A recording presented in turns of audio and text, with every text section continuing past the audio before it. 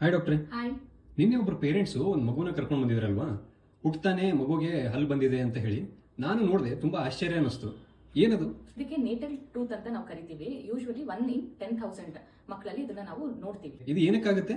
ಇದು 90% of the time ಇದು ಏನು ಕಾರಣ ಇರುತ್ತೆ ಅಂದ್ರೆ ಈ ಪ್ರೈಮರಿ ಮಿಲ್ಕ್ ಟೀತ್ ಇರುತ್ತಲ್ಲ ಅದೇ ಪ್ರಿಮೆಚೂರ್ ಆಗಿ ಬಂದಿರುತ್ತೆ.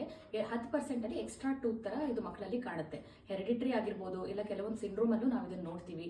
ಇಲ್ಲ ಫೀಟಸ್ ಇರುತ್ತಲ್ಲ, ಮಗು ಹೊಟ್ಟೆಯಲ್ಲಿ ಇರುವಾಗೇನೆ ಟೂತ್ ಜರ್ಮ್ ಸೂಪರ್ಫಿಷಿಯಲಿ ಫೇಸ್ ಆದಾಗ ಈ ತರ ಇಮಿಡಿಯೇಟ್ ಆಗಿ ನಿಮಗೆ ಹುಟ್ಟಿದ ತಕ್ಷಣ ಹಲ್ಲು ಕಾಣಿಸ್ಕೊರುತ್ತೆ. ಓಕೆ. ಈಗ ಇದರಿಂದ ಏನಾದರೂ ತೊಂದರೆ ಆಗೋ ಚಾನ್ಸಸ್ ಇರುತ್ತಾ ಮಗುಗೆ? ನೋಡಿ, ಈ ಹಲ್ಲು 2 ತರ ಇರ್ಬೋದು. ಒಂದು ತುಂಬಾ ಲೂಸ್ ಆಗಿರುತ್ತೆ, ಮುಟ್ಟಿದ ತಕ್ಷಣ ಅಲ್ಗಾಡ್ತಾ ಇರುತ್ತೆ. ಈ ತರ ಹಲ್ಗಳು ಇಮಿಡಿಯೇಟ್ ಆಗಿ ಏನಾದರೂ ಡಿಸ್ಪ್ಲೇಸ್ ಆಗ್ಬಿಟ್ರೆ ಮಗುಗೆ ಉಸಿರಾಡಕ್ಕೆ ತೊಂದರೆ ಆಗುತ್ತೆ, ಆಸ್ಪಿರೇಟ್ ಆಗ್ಬಿಟ್ಟು.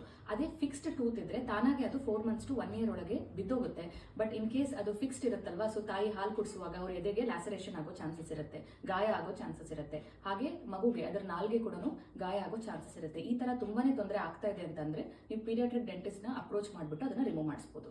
Okay, thank you. You are welcome.